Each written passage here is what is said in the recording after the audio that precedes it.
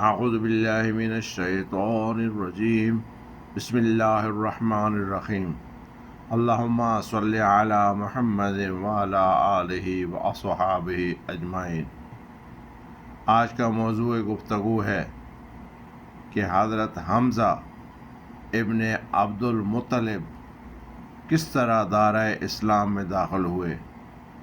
تو ایک روز آقا دو جہاں رحمت للعالمین حضرت محمد مصطفیٰ صلی اللہ علیہ وآلہ وسلم کوہ صفا کی طرف تشریف لے کے جا رہے تھے کہ آگے سے ابو جہل آ گیا اور آپ صلی اللہ علیہ وآلہ وسلم کے ساتھ بدتمیزی کرنا شروع کر دی اور رفتہ رفتہ الجھتا چلا گیا، اور پھر ایک پتھر سے نبی اکرم صلی اللہ علیہ وسلم کے جسم مبارک کو زخمی کر دیا اور آپ کے جسم مبارک سے خون جاری ہو گیا۔ جہاد کا حکم نہ تھا، آپ صلی اللہ علیہ وآلہ وسلم سین حرم میں داخل ہوتے ہیں اور زمزم سے اپنے خون کو صاف کرتے ہیں اور رب ذوالجلال کے سامنے سر بسجود ہو جاتے ہیں، اور دوسری طرف حضرت حمزہ شکار کر کے انتہائی خوشی خوشی اور اتراتے واپس آ رہے ہیں کہ راستے میں کھڑی دو لونڈیاں آپس میں باتیں کر رہی ہیں کہ اگر ان کو یہ پتہ ہوتا کہ ان کے بھتیجے کے ساتھ آج کیا ہوا تو یہ اس طرح نہ چلتے۔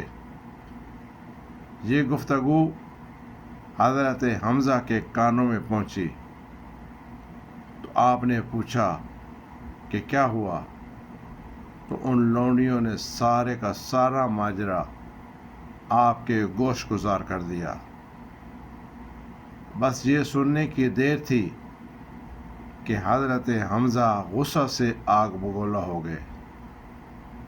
اگرچہ ابھی تک انہوں نے اسلام قبول نہیں کیا تھا، لیکن پھر بھی حضور صلی اللہ علیہ وآلہ وسلم کے ساتھ بے حد محبت اور پیار کرتے تھے۔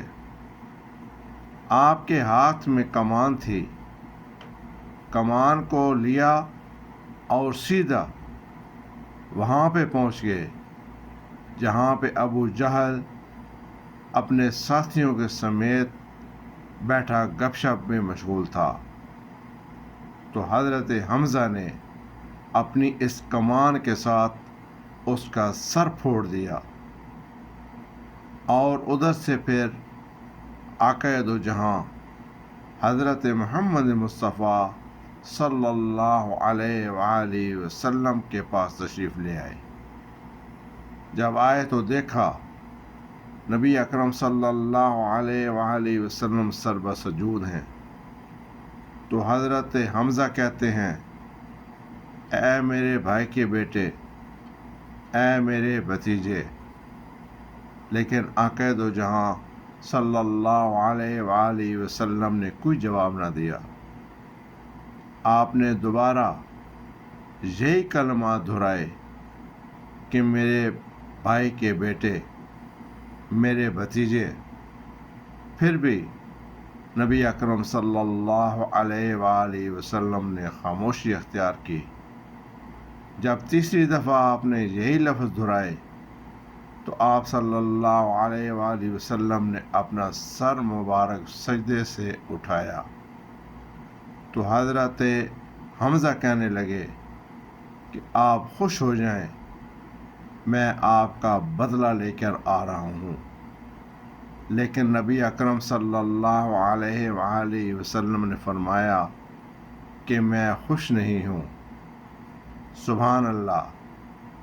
یہ کہنے کی دیر تھی کہ حضرت حمزہ نے آقا دو جہاں صلی اللہ علیہ وآلہ وسلم سے کہا کہ آپ کس طرح خوش ہوں گے، تو آپ صلی اللہ علیہ وآلہ وسلم نے فرمایا کہ میں جس کو مانتا ہوں اور جس کی عبادت کرتا ہوں آپ بھی اسی کو مانیں اور اسی کی عبادت کریں۔